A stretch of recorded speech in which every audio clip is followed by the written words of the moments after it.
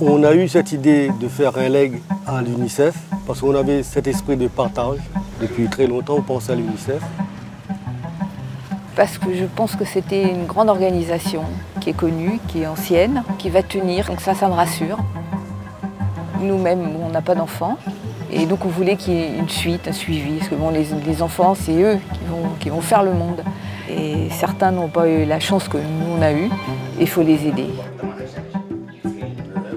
L'UNICEF nous a conviés à venir voir justement le concret, de voir vraiment ce qui se passait sur le terrain. Ça, c'est le juste qui était bien. 82 de pulsation.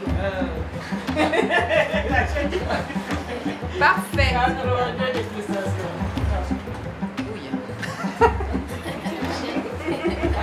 Ici pour gérer la maternité. Tu vas rester ici? Nous sommes ici au niveau du centre régional hospitalier de Maradi où on admet les enfants qui souffrent de malnutrition sévère avec des complications. On a jusqu'à 3-4 enfants par lit. D'ici peu, on aura plus que ça. On aura plus de 100 enfants dans ce CSI. Ça veut dire en une seule infirmière, plus de 40 enfants.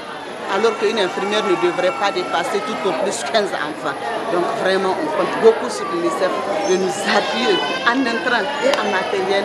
Il n'y a pas de monitoring. Moi, j'étais un peu surpris parce que je croyais que la malnutrition, ça n'existait plus au Niger. Malheureusement, ça continue encore. Il y a encore du chemin à faire. Et l'UNICEF arrivera à soigner ses enfants grâce aux dons. En ce moment, ils sont en train de construire, grâce à l'UNICEF, 2 petits bâtiments qui vont recevoir 25 lits par bâtiment. Et le personnel hospitalier, ils sont très courageux parce qu'avec le peu de moyens qu'ils ont, ils arrivent à s'en sortir. Ça donne encore plus envie de se battre. On va expliquer à nos relations c'est quoi un peu le rôle des dons et ce que fait l'UNICEF au Niger. Là, sur le terrain, on a cette chance-là. C'est qu'on a vu les résultats. Moi, j'étais très étonnée. J'étais un petit peu dubitative au début. Je pensais qu'on parlait beaucoup, puis on s'aperçoit qu'il y a plein d'actions et que ça porte ses fruits. Et plus on avance, plus on voit les progrès, plus on y croit. Sunana. Ton nom? Michel. C'est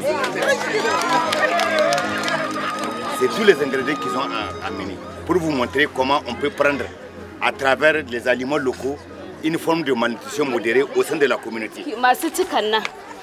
La plupart ne savent pas lire, les mamans, puisqu'elles n'ont pas encore bénéficié vraiment toutes de l'école. Donc elles se passent les photos pour expliquer les choses. Et en s'interrogeant entre elles, qu'est-ce qui est bon, qu'est-ce qui n'est pas bon, avec différentes images. On sent l'entraide, on sent... Elles s'écoutent. Nous intervenons dans plusieurs domaines, notamment dans le domaine de la santé, de la nutrition, de l'éducation, de la protection, de l'eau, l'hygiène, l'assainissement. Il faut assurer la protection de l'enfant. Il faut que ces enfants aillent également à l'école.